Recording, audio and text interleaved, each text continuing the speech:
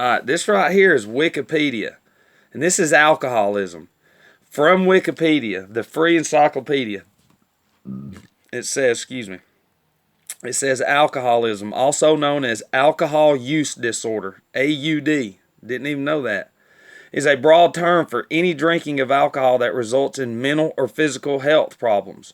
The disorder was previously divided into two types: alcohol abuse and alcohol dependence. In a medical context, alcoholism is said to exist when two or more of the following conditions is present.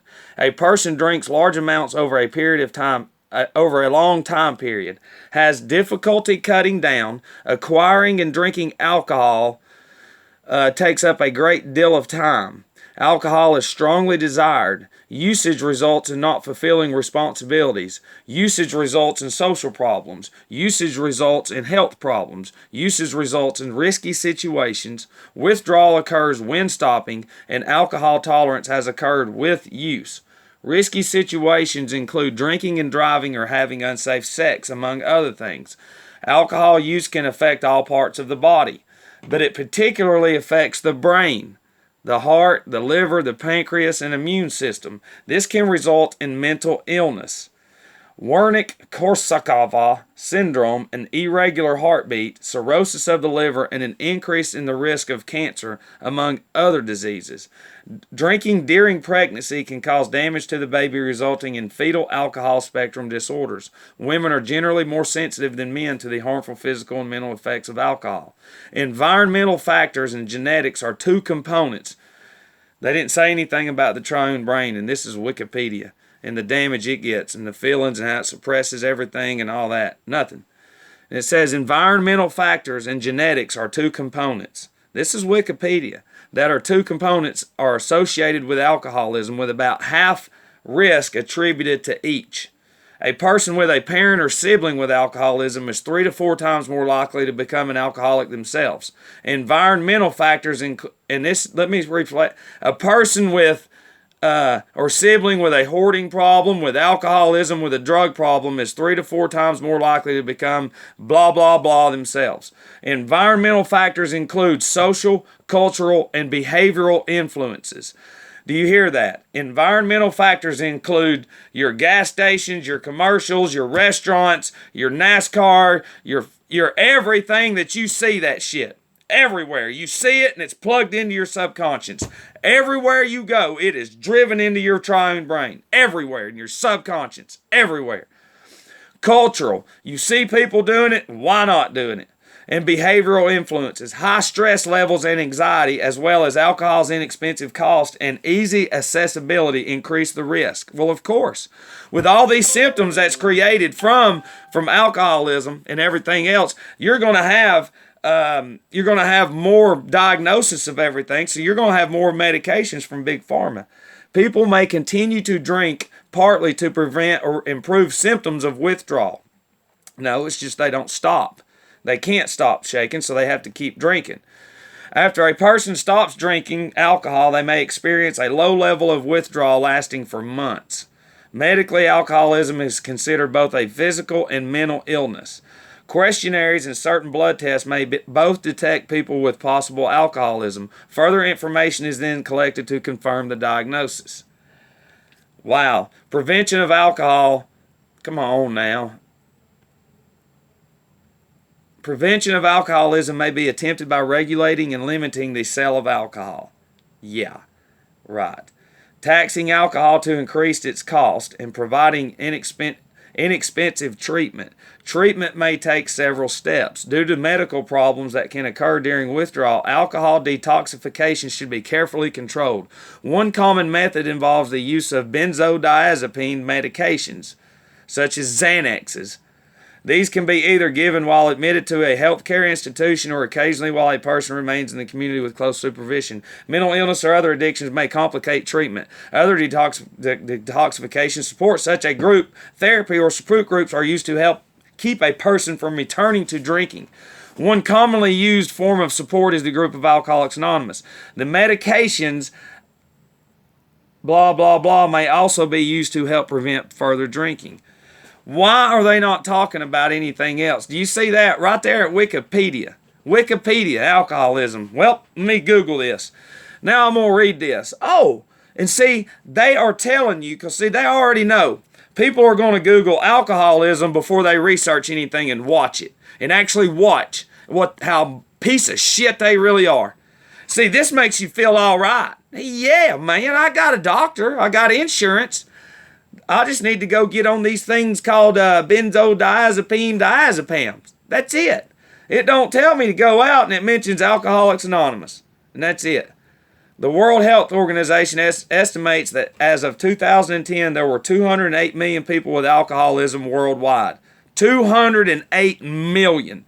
Yeah, they ain't getting rid of that alcohol. 4.1% of the population over 15 years of age. In the United States, about 17 million, 7% of adults, and 0.7 million of those aged to 12 to 17 are affected. It is more common among males and young adults, becoming less common in middle and old age. It is the least common in Africa, blah, blah, blah, blah, blah. And let's see, early signs, the risk of alcohol dependence. But let me go back.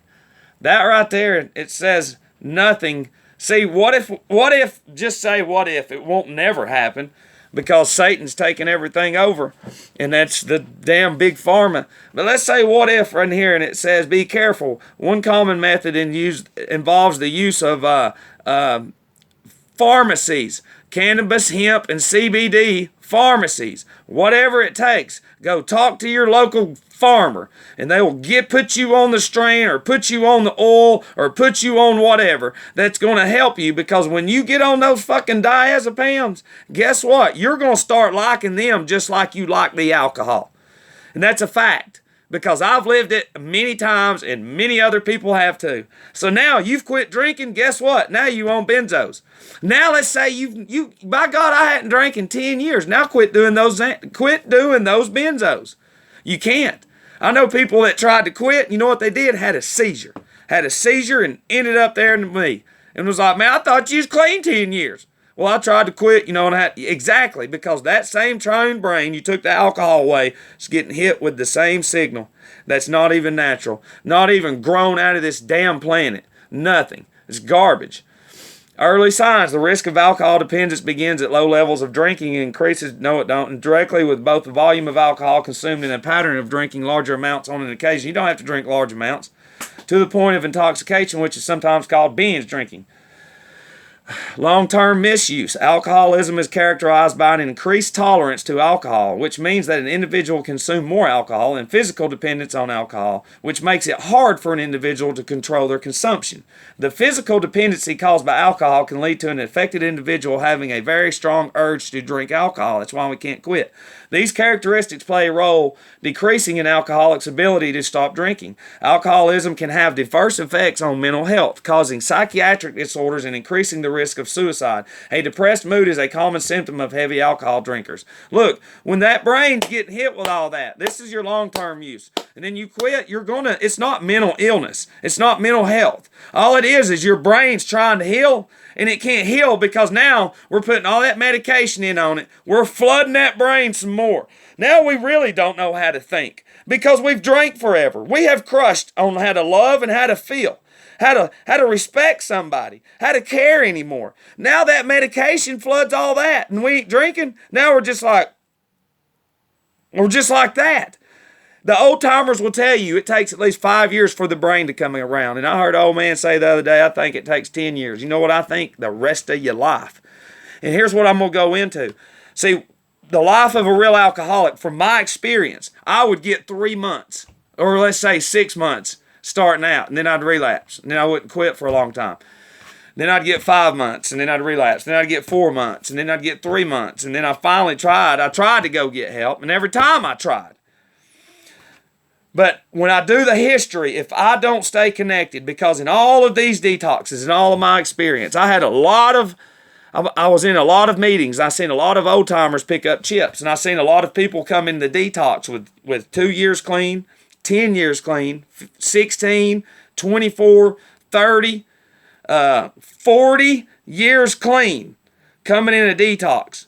They had all those years clean, and then they relapsed. And you know what they'll tell you? that I got in routine, and I knew I thought I could handle it again. But see, in our big book, it tells you our disease never stops exercising. So it don't matter if we live 100 more years. If we pick that shit up, that obsession y'all have no idea. Some of y'all that know what I'm talking about do, because you'll chug that shit so fast. And I mean, you'll suck the damn can, the air out of it and all of it, because I've done it and everybody does it. But the experience from seeing those men lets me know, God let me know, see all that for a reason. He told me, you stay connected with me every day. You stay connected with some people, you study, you journal, and you work towards me. And it's going to be hell to get there. But see, all those experiences, you know what? That let me know. All those times before when I let my guard down, I let the devil in, I let the world in, and I would fall down. And see, that's where families come in. Families, I never was normal. People say, how's it feel to be normal? I don't know. I never was this disciplined and structured, ever. So there's no meaning to all that. But we're coming through all those experiences. Because I mean, and I've put myself in my own rehab. You know, these people say 5 years. We're gonna do this thing every day for 5 years, and you see what's happening to me. I'm losing everything, and that's fine. I'm sober. I am working towards Christ, towards my higher power. I'm helping people like I'm supposed to. I'm not destroying people by allowing them to do whatever they want to do. I don't do that. I don't do that. Look at where we're at in life. Do you know what I mean? And there's a lot of y'all out there that own businesses. You've got households. You think you're the fucking top, but really and truthfully, everybody down here just fucking squanders all of you. And that's the truth. And it is the truth. But that's why I stay connected, because I have seen so much carnage. I have seen it and seen it and seen it. And all these people that claim to be clean, tell them to spend a week with me. That go in there and bash addicts and alcoholics, that say it's easy, tell them to spend a week with me 24/7, and we'll see if they're really clean. We'll do it. Put their fucking money where their shit is, and we'll see. Matt Childs will be standing on his fucking hands. You know, but I'm doing this because you're going to have to get it in your thick head. If you're going to have any success, stop eating all that shit, losing weight, getting better from drinking, from drugging, from hoarding, from judging, from whatever, you're going to have to do the same thing every day as well. Your life is going to have to change. Everything's going to have to change. Because see, when I changed, I'm in the same geographical fucking place. When I changed, everything changed around me. People say, well, I just changed this and this. Well, that one day's going to come when you think you're good, and it's going to come run all over you. Because I said, Lord, I'm going to have to do this right in the belly of the beast. I'm going to have to do this and walk with my shoulders high and my head every day. And everybody's going to hate me because they're snakes. They got venom just blasting out their ass and their mouth. But see, he let me know, if you're going to have any success, you're going to have more enemies than you're going to have people with you. But you're also going to be helping way more people than you'll ever think about. Because all of those people that say I help them, they all help me. It ain't me helping them, they're helping me. See, and that's how them preachers and pastors, I've helped all these people. You ain't done shit. You ain't done nothing. You ain't no better than the Romans, the Pharisees and all them that have to get up and let everybody see what they have. Look at what I got on. Look at what I got on. That shit right there is pagan too. Look it up. The triangle and the star. Look that shit up. Y'all are blind. But once again, nobody cares. I got something that nobody can touch on this planet. Fitness, recovery, spirituality. I've got it all. But I'm getting smashed because it's letting me know that this world is ate up by flesh. And it is. Y'all don't even know Christ. You don't even know Allah. You don't even know whoever it is that you believe in, because the way you live is the complete opposite of your higher power. And it's true. And it's the truth. But if you want any success, you have to stay in this every day. You know, and when God opens that door, or whoever your higher power is, then you be ready for it. Because that's what all I'm doing is I've been studying, because when he opens that door up, when I get confronted with all them snakes and all that venom, that I can stand there, that my foundation has been manifested on solid ground. and I can stand there and I can take whatever's coming at me because I can stand up not just for myself but my higher power, and then also help people who are confused that don't even believe in God or anything. That's what Jesus did, is helped everybody. He didn't tell his disciples stop, drop, and open up shop.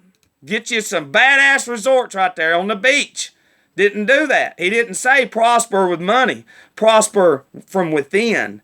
From within. Y'all got the game twisted. You got it twisted. And once again, Sunday, Monday, Tuesday, Wednesday, Thursday, Friday, Saturday is the Sabbath day.